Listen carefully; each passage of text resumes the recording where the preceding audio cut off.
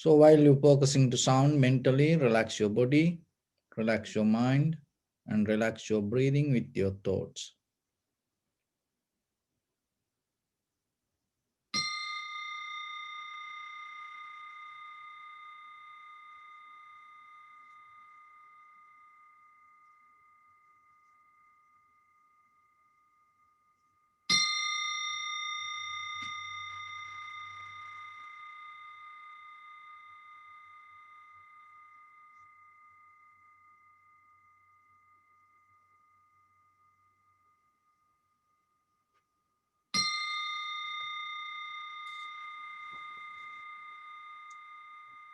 Namo tassa bhagavato arahato samma sambuddhassa.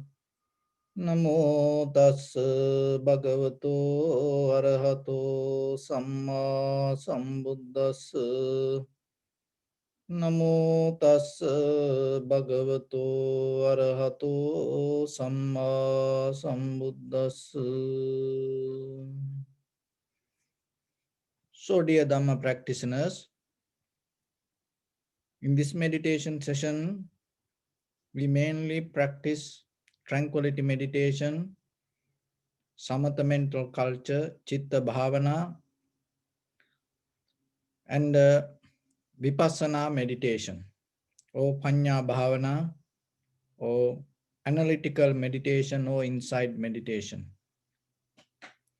So in the beginning, focus your mind in front of your nose and your upper lip area, in this area, and allow your inhalation, exhalation to happen itself. So don't try to think you inhale or exhale. Don't try to count, or don't try to interfere with the natural process. Don't try to maintain inhalation, exhalation. It is not an exercise. So just allow simply your inhalation, exhalation to happen itself, naturally. And when it happens, not by imagination, not by thinking, not by dreaming about it, but only through the sensation, recognize this is inhalation, this is exhalation. So in case, if you can't find the sensation, so try to work with your posture. Move your upper body a little bit back and forth, or move your head a little bit up and down. And so find out the right posture. Another thing is, when the mind becomes too busy, also you can't find the sensation, because sometimes the sensation is so subtle, sharp. So then work little bit.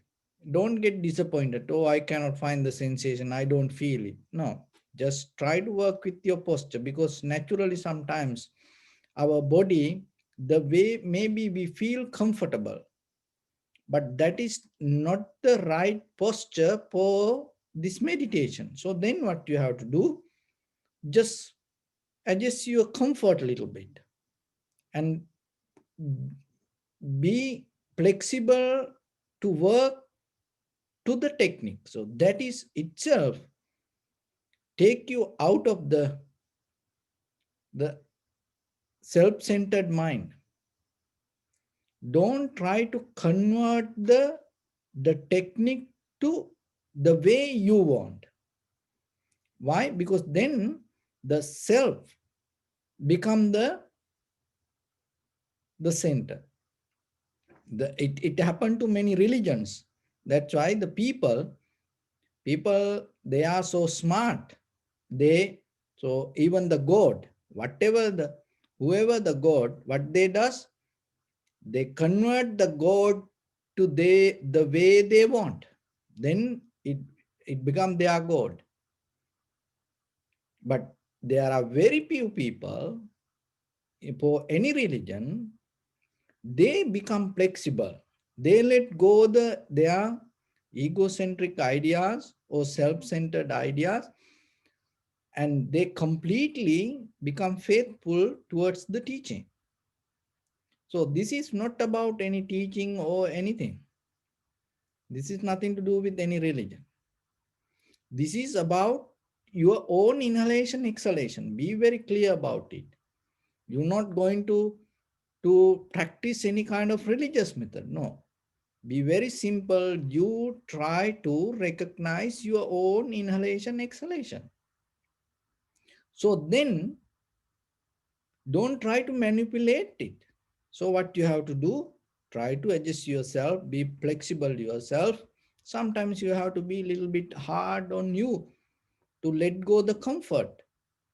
Why? Because we used to sit on the cushion or the chair or the couch, and our body naturally, our muscles structure have a natural process to feel the comfort. And sometimes a little bit our whole body, the spine, the muscles shrink little bit, and the neck will bend forward little bit. So it make you more comfortable. But for this posture, you can't go with it. So then what you have to do, adjust yourself and see how you sitting and keep your neck head straight. So that way you can get the posture. So once you get the posture and keep focus to the inhalation, exhalation, and maybe you recognize. So I will show you from the side view, then you see what happening, because I get some questions. Okay, so this is now you sit like this, and so some asking in the beginning they get the sensation, and then later it disappear. Why it happened? So this is one reason. Okay, so now you sit and you feel comfortable, you find the center and you feel inhalation, exhalation. But your natural posture, this is for meditation. Your natural posture is like this. So this is what you feel more comfortable.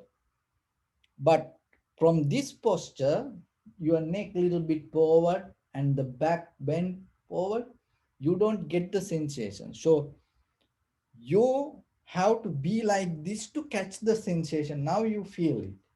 So then what happening? You focus to the sensation, and now you feel it, you see it, you recognize it. So then once you start to observe, you feel comfortable and you stay with it. Your body has memory, muscle memory. So then what happening? If you're not aware, and while you focusing to this, your body start to go back to this, and then you forget to see the posture, this disappear. Now you don't feel sensation. Now you have the wonder mind, and then you get disappointed and you become like this, and then start to think what happened to me, where are my sensation. So maybe this meditation too hard for me. So like that, you forgotten the posture. That is one reason that physically that you cannot get the sensation. Maybe you get it, but later you lose it. So that's why while you practicing meditation, always remember, time to time, for mainly for beginners, sometimes once you get into little by little, you can get it and you can keep it. But for beginners, always remember, time to time observe. Why? Always remember, your mind is too smart to find the comfort than you think. It sometimes it cheat you. That is the nature of the mind. But when you become conscious, mean it's nothing to do controlling. Forget about that. You recognizing and you become aware. So you become aware means you recognize the body is like this, and then you get the sensation, and then you hold it to it. And one thing, when even this happen, that is good. Why? The reason is you're not going to attach to the sensation. And sometimes people, once they get the sensation and they able to recognize the sensation, and they become so proud about it. Oh, now I can see it, now I can get it. So now I able to recognize the nimitta. So like that way they. But when this happen like that way, you recognizing the sensation also come as a result of the many conditions. What is one condition? The posture. So it is just not your mind. So to happen one thing, there are a lot of things help. So this is one thing you right away recognizing, oh, even to get the sensation, my posture is important. So that way you're not going to hold the, oh, it is my mind, now I can practice meditation. No. So like that, it has advantage also. All the mistakes, remember, there are some advantage in that is mistakes. So with the meditation, what you have to do, you have to able to get that everything to your side and use it to practice. It's like the farmers use the mud. They don't destroy the mud. No, the mud is the very good thing for farming, but you cannot go it with the you cannot go to home with that. You know, so that is a science that you have to develop, especially when it comes to meditation. So this mental science, everything, all the difficulties, any sensation. So any sensation, any feeling, you have to get as a mental object. So then anywhere it's available for you. So that is important. So then we talk about the posture and be aware about it. And sometimes the condition of the mind also. If the mind too busy and you think about the past or the future, then also the sensation disappear. So then think yourself, it is okay to think about the past or the future after meditation.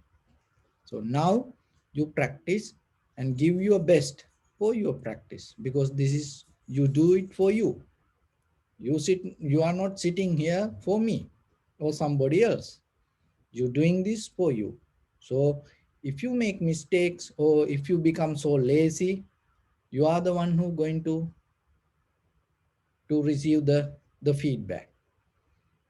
So then be honest to yourself and do your best yourself, and keep the mind focused to inhalation, exhalation. In tranquility meditation, we follow the sensation of the inhalation, exhalation, knowing that this is inhalation, this is exhalation, and this is the beginning, middle, end, and follow the entire continuation.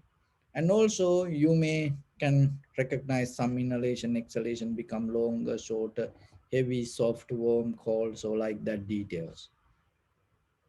So once the mind settle down with that, your body, your breathing, your mind start to settle down to one. So that is the very nature of the tranquility mind. Your mind, breathing, body work as one. So from there we go to Vipassana level. Now you are focusing to the inhalation, exhalation. Now you are more familiar with this. So you see the sensation, because through the sensation you recognize it. So then you don't go to anymore to divide it to inhalation, exhalation, or you don't go to that details. You stop with the sensation, just stay there. And deeply start to focus to the sensation. And see what is happening to this sensation. And then you will see some sensations feel good. And some sensations, some feelings doesn't feel good that way. That feeling good in that maybe millisecond, more than even millisecond it happened, but your entire body react to that deeper level of feeling. And sometimes when the exhalation happens, when the feelings arise, for that feelings, maybe you feel kind of like a lack of comfort. As example, you inhale, the inhalation happen, but it is not enough for your body. It feel kind of like you need more air. So right away in that very moment, your entire body react to that feeling. So that is a feeling that when you deeply observe without interfering or reacting, you can recognize this. So see, according to the sensation, whatever arise in front of your nose or your upper lip area, and how the this body or the mind react to that, for that feeling. And sometimes when you observe that you don't feel the here, just the sensation, your whole body feel as one. But still the inhalation, exhalation happen. Like a balloon, your whole body moving up and down. But still that all bring the feelings. So now you focusing to the feelings, and with that feeling, see how you get it, what you get as feeling, what is the communication that you have with the feeling. Another thing is it arising, and also the what all the feelings arise and it slowly go away, rise, slowly go away, and observe it. And whatever the feelings bring the comfort or the satisfaction or the unsatisfaction or the neutral feeling, some inhalation exhalation happens, that the sensation happens, it doesn't bring you kind of like a satisfaction, or it doesn't bring any kind of like a disturb. So whatever the feelings arise, that also moment by moment change, and there is no self, or in between this all there is no somebody or something govern this anything, just it happen. So just observe a little bit. So with practice, so keep your right palm on your left, neck head straight in one line, and be comfortable with your posture.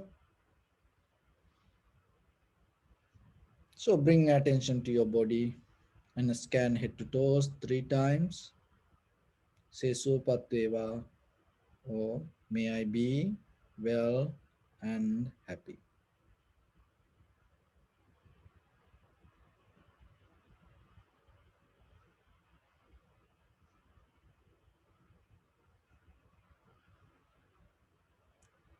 Take a moment and think. We gathered here in this moment to practice this ancient meditation technique. All the Buddhas, all the enlightened masters followed this path and achieved wisdom. So we also gathered here to accumulate that knowledge. In this moment, with this sitting, may my body become more comfortable. May my breath be more smooth. May no difficulties come to me. May all the success come to me. Also think for a moment, this is the last moment we're spending in this very lifetime. And detach your mind from all your past memories and as well as any kind of future thoughts. Just try to remain in the present moment, observing the sensation of your inhalation, exhalation. And then later, observe the feelings or the sensation and recognize impermanent, unsatisfactory nature and selflessness. So bring your attention to in front of your nose and your upper lip area. And deeply and gently breathe in, breathe out 3 times and find the sensation, please.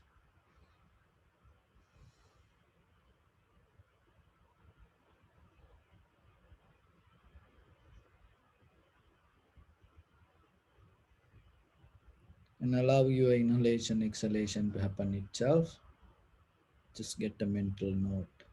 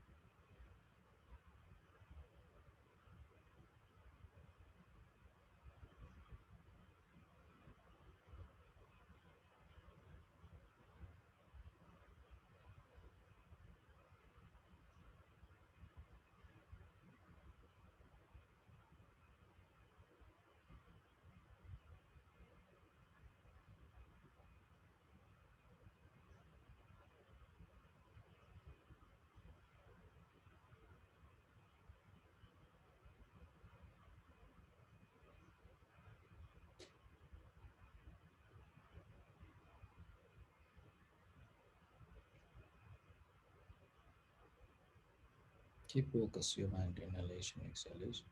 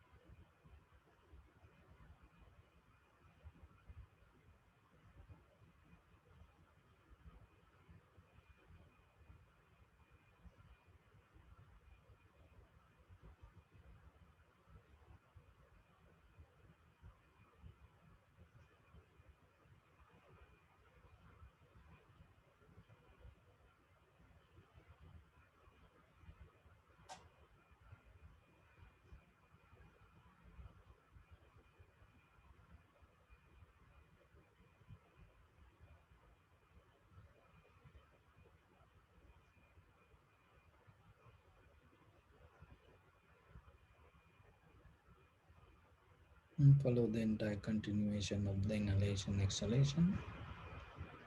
Knowingly, this is the beginning, this is the middle, and this is the end.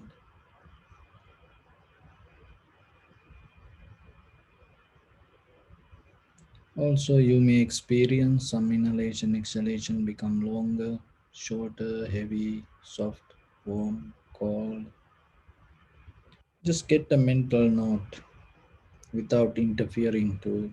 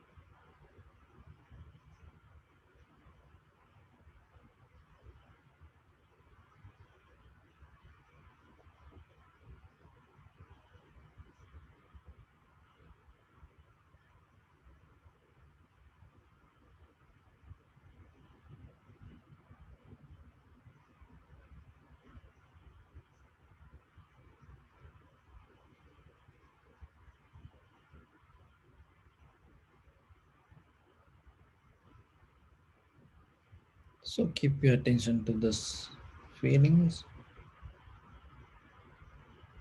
Just be aware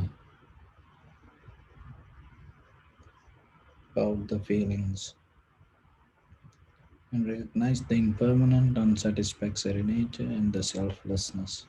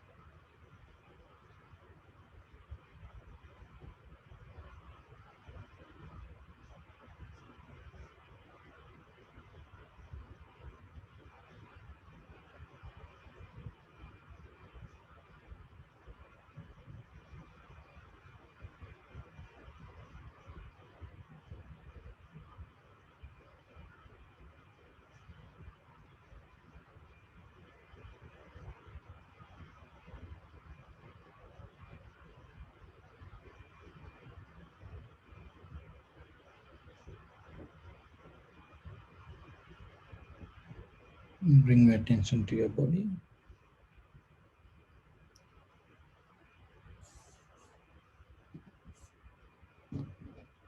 and observe your posture.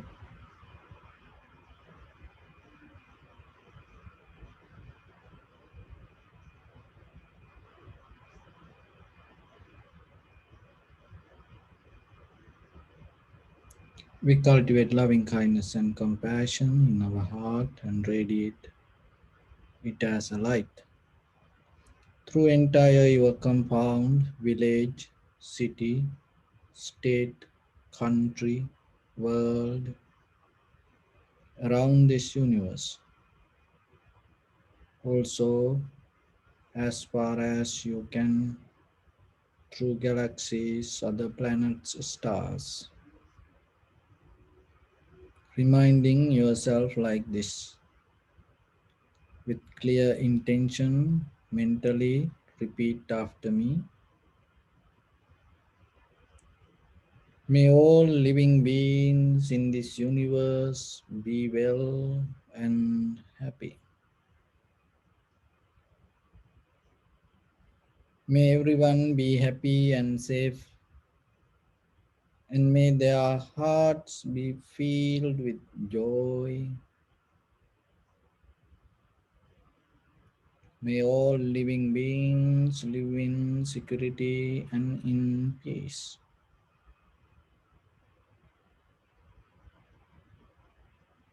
Beings who are frail or strong, tall or short, big or small, visible or not visible, near or far away,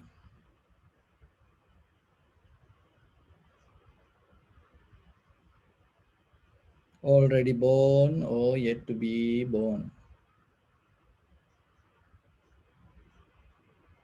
May all of them dwell in perfect tranquility.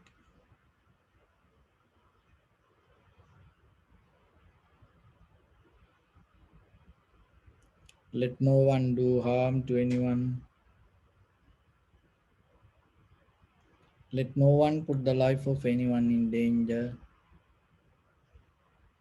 Let no one, out of anger or ill will, wish anyone any harm.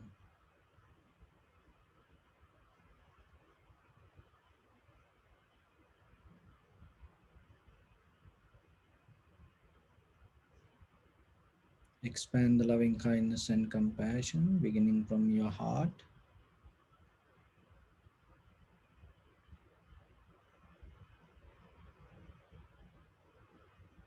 forward. So visualize yourself and send it as a light and expand the capacity little by little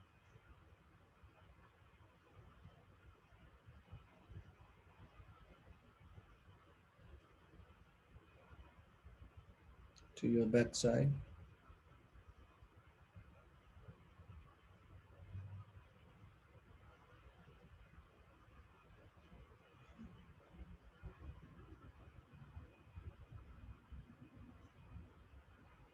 to your left side,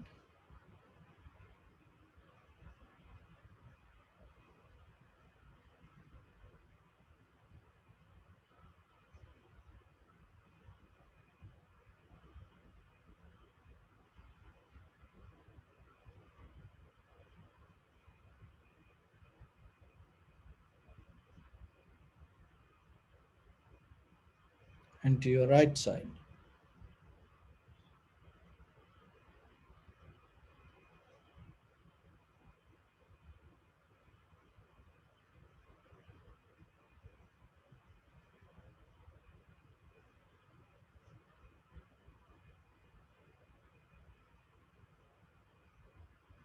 Downward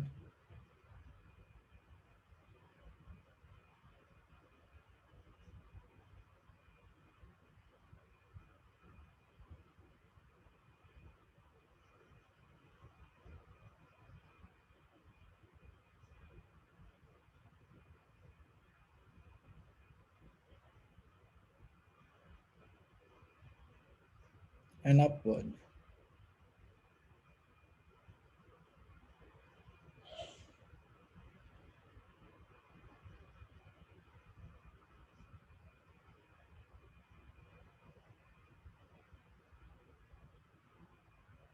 To all six directions at once, like the moon, the sun.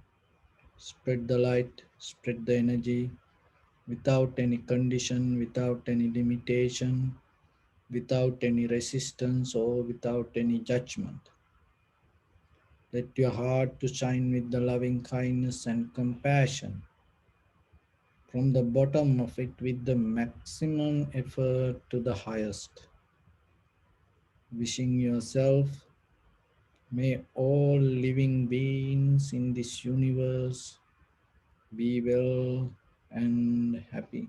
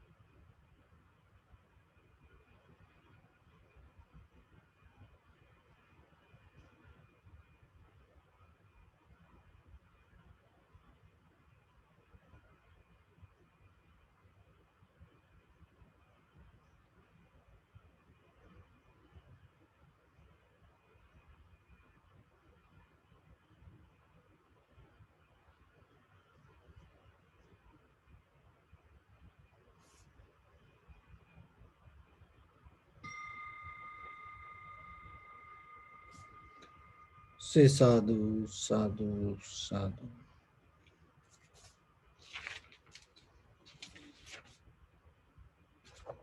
So, dear Dhamma practitioners,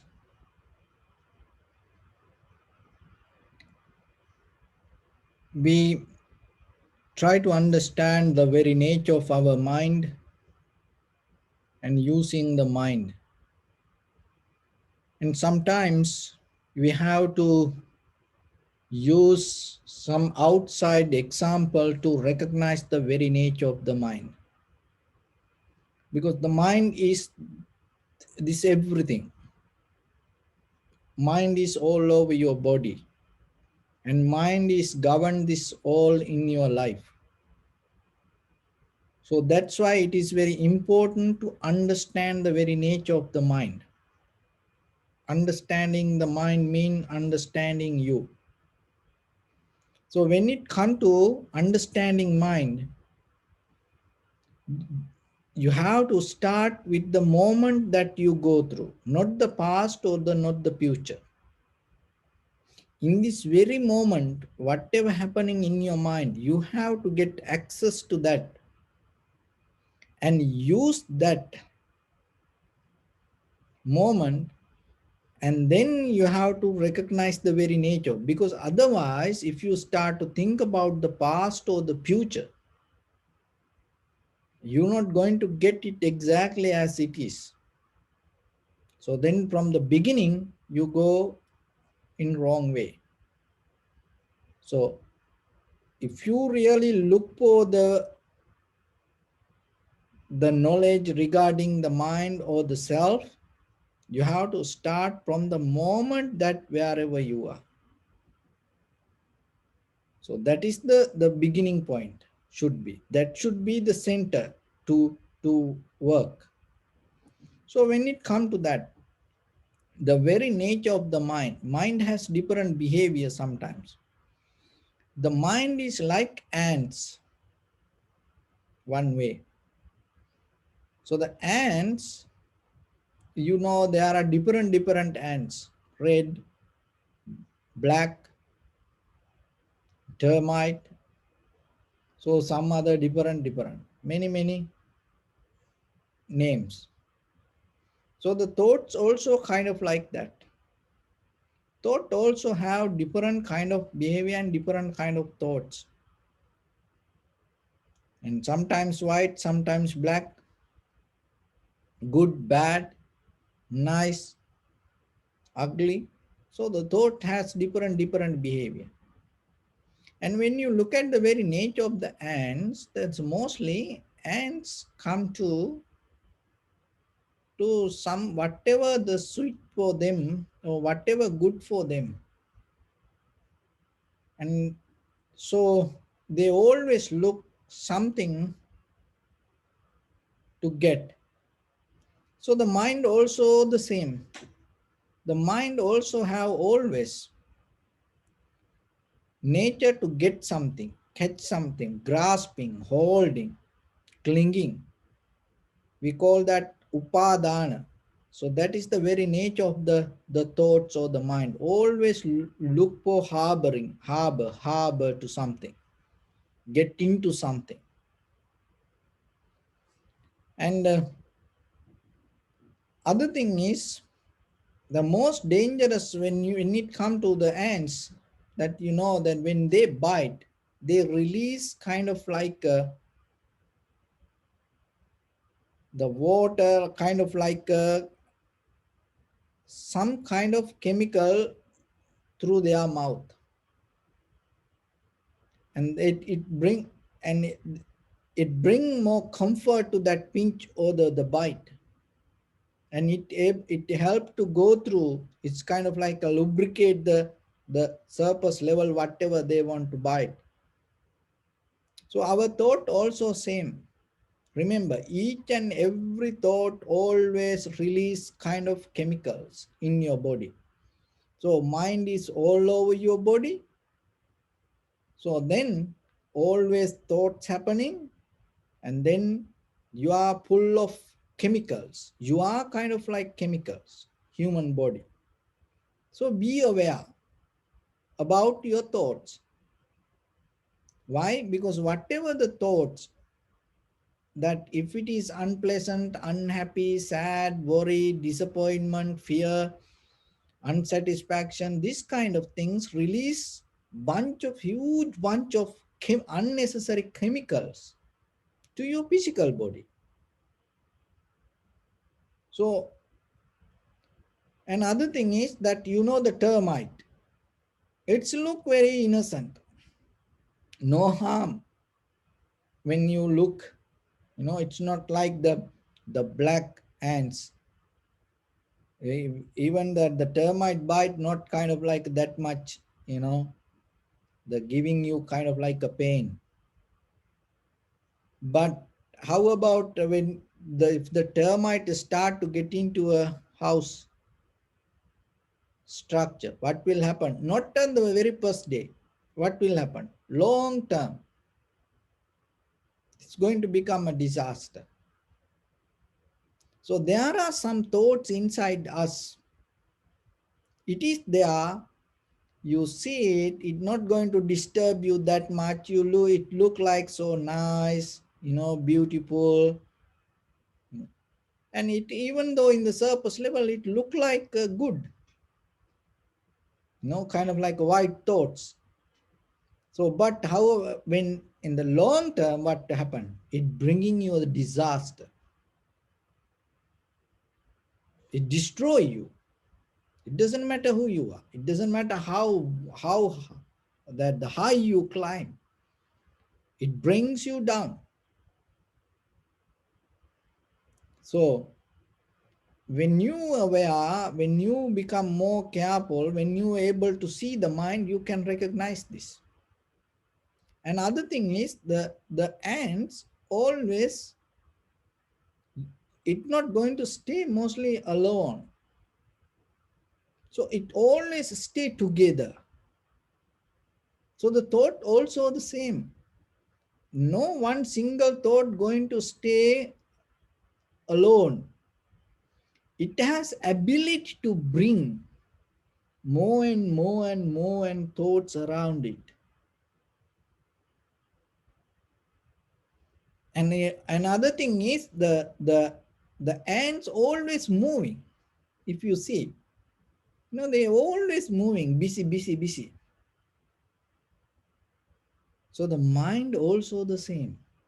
There is no single moment it's going to settle down in conventionally. If you don't practice, it always moving, moving, moving, moving. So this is a way that you can recognize the very nature of the mind. When you have ability, when you see next time, if you see ants, rather than getting and spray and clean them, just start to little bit watch and see the behavior of them, and see, recognize your thoughts also the same like that. And so this grasping nature, holding nature, is in the beginning brings kind of like a comfort to us, because the very nature of the mind, harboring, holding. So from where this holding, this grasping or the upadana arise, from how it arises. So you have the physical, you have eye, ear, nose, tongue, body, and the mind. So then from outside, you need perception. So for the eye, you need the color, so the picture. So what? Eye object. So for ear, you need the sound, ear object. So that is outside, but you need this physical ear. And also for nose, you need this physical nose, and then from outside, it need aroma. And the tongue, you need this physical tongue, and the outside, you need taste. For the body, you need this physical body. From outside, you need sensation, feeling. Something or somebody need to touch. And for the mind, you have the mind, and at the same time related to past or the future, you need the thoughts. So that's how we go. So when the thing is, when the eye, so this physical eye, physical ear, nose, tongue, body, and the mind, this physical body come as a result of your past merits. So as example, when you are in the mother's womb, it called Purana Karma, previous merits. When you are in the mother's womb, your eye, ear, nose, tongue, body, mind, already everything already grow before you even you come to this world. See that how it happened. It happened related to your previous karma. And once you have it, once you come to this world, and it start to contact with the outside world. So now you have the physically eye, ear, nose, tongue, body, mind work perfectly. And when you see something and it come to contact to your eye, the physical eye. So you need the physical eye and you need something from outside world to contact with it. When these two things come together, and then eye consciousness arise. So you have the physical eye and you have the outside object, and then when that things come together, the eye consciousness arise. Once the eye consciousness arise, with these three things, the feelings arise. That's how the feelings come. So you have this physical ear, and you need the sound from outside. So that is the object for your ear, and the consciousness, the mind. So that's why when you go to sleep, when your consciousness not activate, not connected to the ear, so what happening? Even somebody try to wake you up, you are not going to hear it. Maybe thief come and take everything, and you don't know. So even the physical ear is there and the sound is there still, but you don't hear. Why? Because the ear consciousness doesn't work there. So the nose, the same. You have this physical nose, and then the aroma from outside, and then you have to have the nose consciousness. So nose consciousness or the ear consciousness or the ear consciousness or the eye consciousness or the tongue consciousness, body consciousness or the mind consciousness, remember, is not something. That is the important, because when we see this eye, we take this as a thing. This is a kind of like a nourishment for the self to believe there is something, there is somebody. Because from childhood, that is how we learn to grasping and holding and dividing to things, categorize. It make our life comfortable. But at the same time, what is happening, the disadvantage is deeply we start to believe there is something. So this happened to our same, that the inner organs also, even this eye. Say, so now we see this physical eye like this. But how about inside? There is a huge mechanism. Even that physical eye. The ear. The ear is not this ear. There is a deeper physical different mechanism. We cannot see. So even though we hold this as ear, when it go to doctor, they don't care about this part. They're more aware about the inside. So this inside ear or this inside eye, inside nose, inside tongue, or the inside body or the inside mind activate when the object come and meet together. That activation bring the consciousness. Otherwise it is not somewhere when these two things come together, it come to the middle. No, it doesn't happen like that way.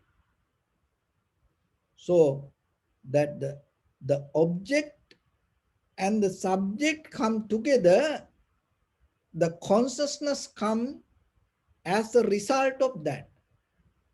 Listen that, and again think and recognize. That will help you to understand even this conventional life more easily, and it make your life become more comfortable. So when the ear object and your ear, then these two things come together, it give the birth to consciousness. That is where the feelings arise. So with now eye, ear, nose, tongue, body, mind, outside, eye object, ear object, nose object, tongue object, body object, mind object.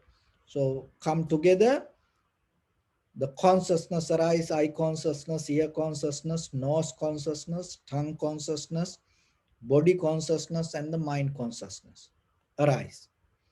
When it arises, the feelings arise. So as you know, the feeling have three categories. One is good feelings, or the we call pleasant feeling, or the unpleasant feeling, or the neutral. So it's the feelings is thought. Feeling is not a kind of like a magic. Feelings related to thought. So it is a deeper another analogy that you have to go that way. But just remember, the feelings are thoughts. It is not a magic.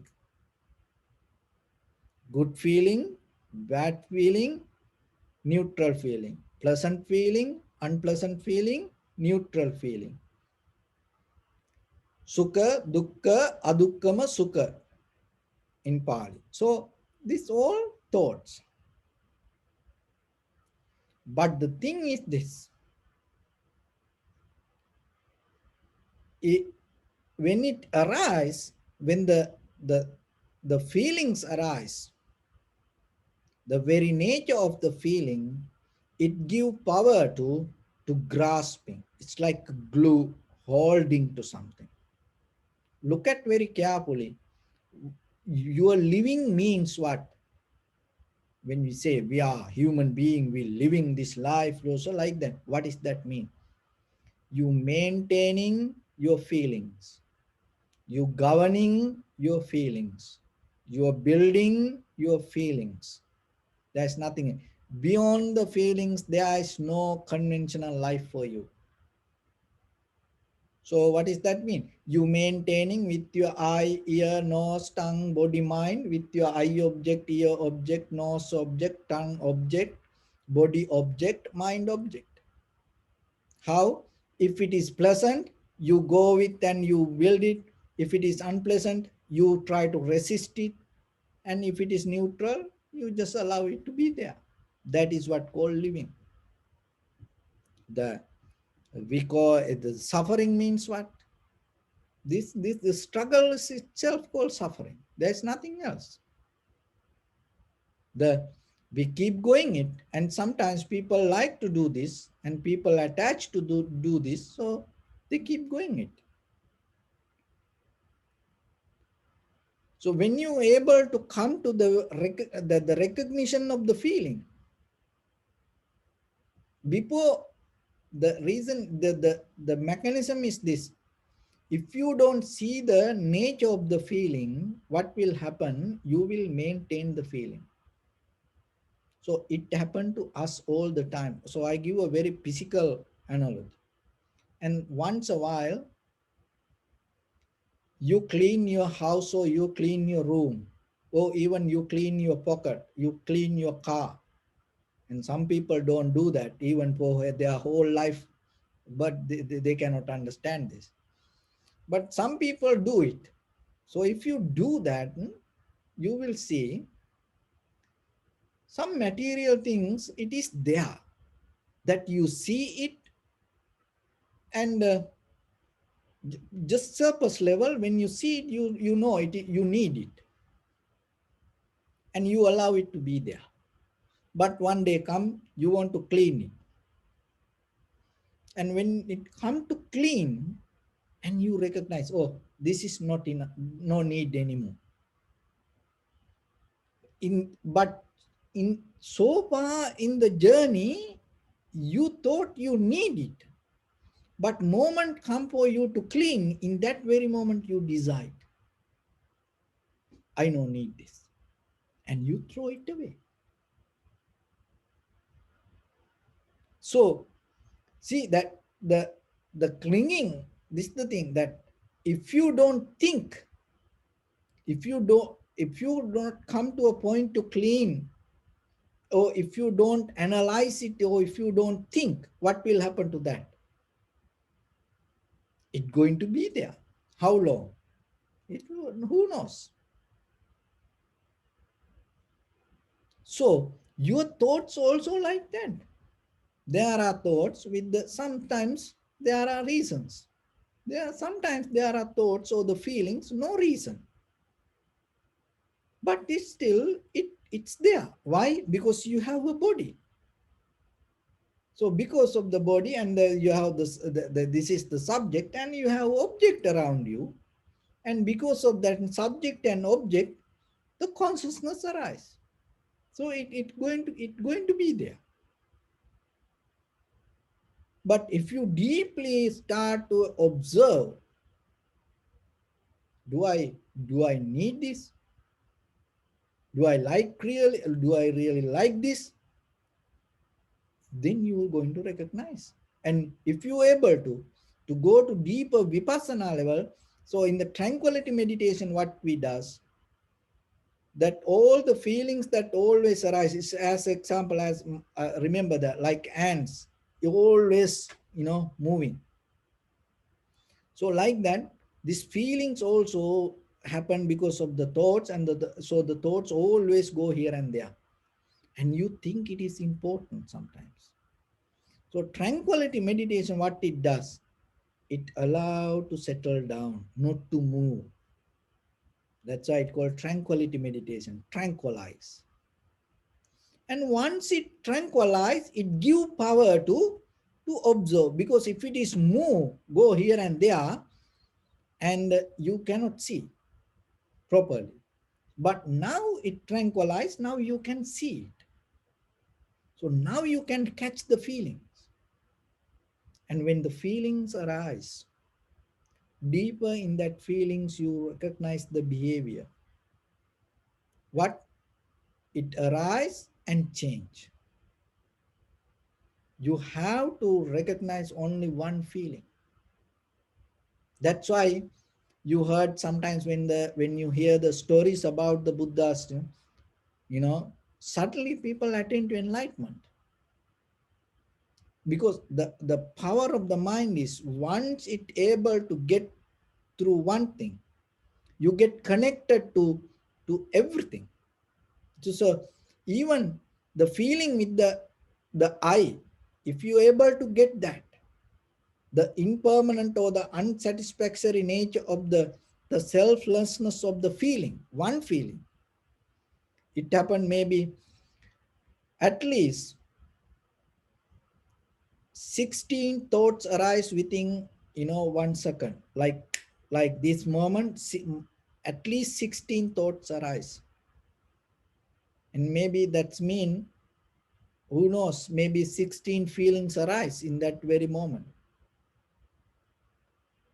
But that's why your mind need to be so sharp and clear. And once the mind become very clear, so if you able to get one feeling, it doesn't matter with your eye, ear, nose, tongue, body, and the mind, or everything, anything. If you get the one feeling, and right away you able to recognize the very nature of the feeling in this very moment with the 5 senses. Not only that, all the feelings happen in the past, you recognize the nature. all the whatever the dreams that you have regarding the feelings in the future, you recognize the nature.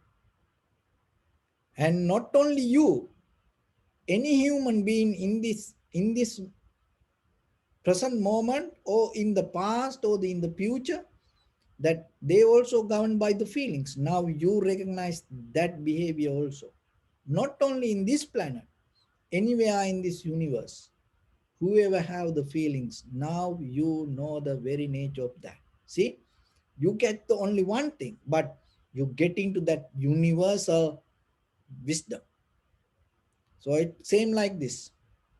Listen very carefully. So you go to the beach and you put one finger to the water. In that very moment when the tip of your finger touch the water, you get connect to entire universe, the ocean in the world, entire ocean. See, you tap just the little bit of the tip of your finger. The same like when you able to recognize that one,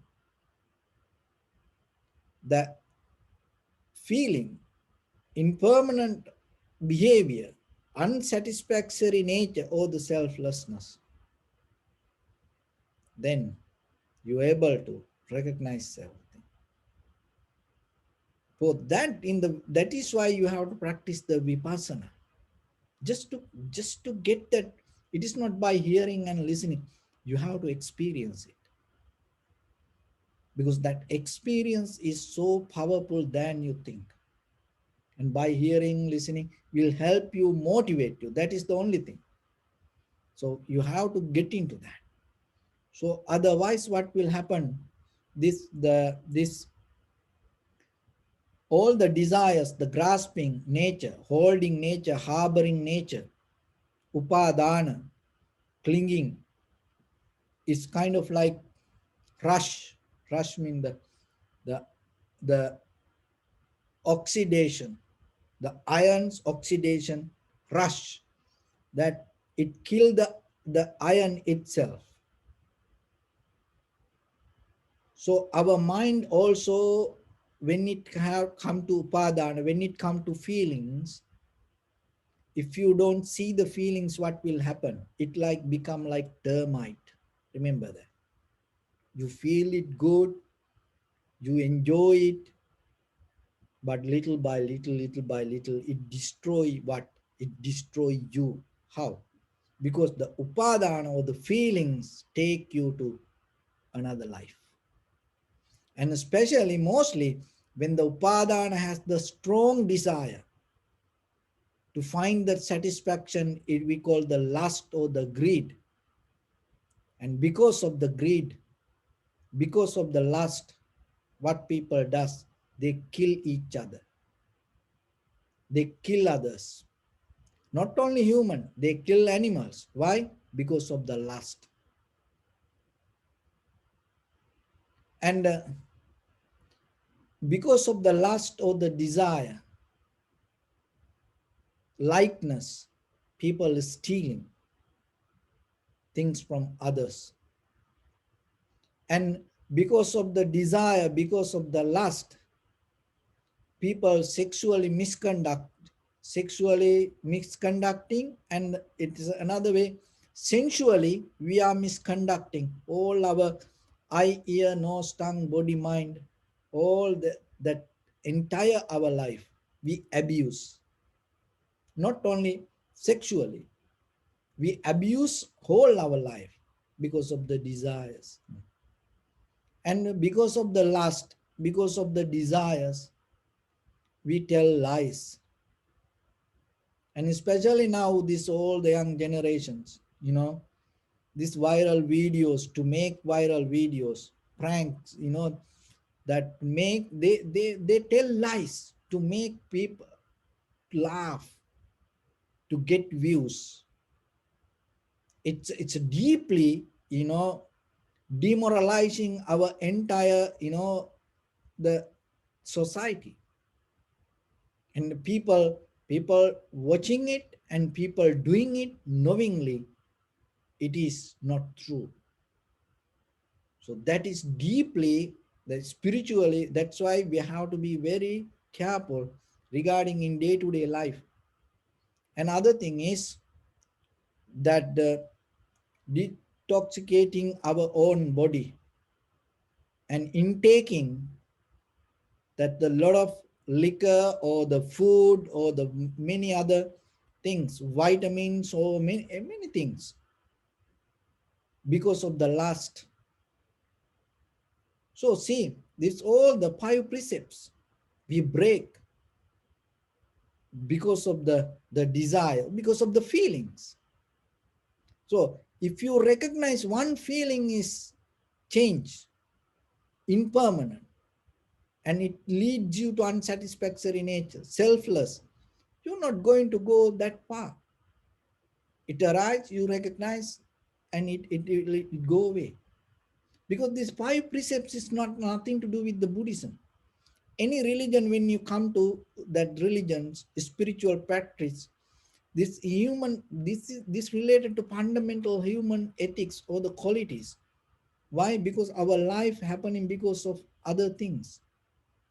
This life doesn't happen because of me, or so this happened because of the other things, other people. That this everything happened according to necessary conditions. So the five precepts allow us to keep that conditions in a right way to have a comfortable life. So when we break the five precepts, what happening? That all the fundamental human ethics or the foundation of our life break down. And then as a result of that, what will happen? We get the disappointment. From where this all arises? It all arises deeper in our heart related to the feelings. So if you able to see the very nature of the feelings, you release from that rather than nourishing it. Once you release from one feeling, you have to get only one. Look, if you able to recognize and if you release from one feeling, one single feeling, that will enrich, that will show you the exit door from the samsara and to enter to nibbana. So find that exit door. It is within yourself, within your feelings. So with that, I bless upon everyone. With this good practice, may all of you be well, happy and peaceful. May no harm come to you. May no difficulties come to you. May no problems come to you. May you also have the patience, courage, understanding, and determination to meet and overcome inevitable difficulties in your life. During this time period, may everyone stay healthy and safe. And finally, may all of you attain supreme bliss of Nibbana. Sabbityo vajjantu sabbarogo vinassatu mate bhavatantarayo sukhi digayuko bhava. Ettavata cha mehi sampadam punya sampadam sabbe deva numodantu sabba sampatti siddhya. Sabbe bhuta anumodantu sabba sampatti siddhya. Sabbe satta anumodantu sabba sampatti siddhya. Idamme punya kammang asavakkaya vahang hotu sabba dukkha pamuncatu. Bless you.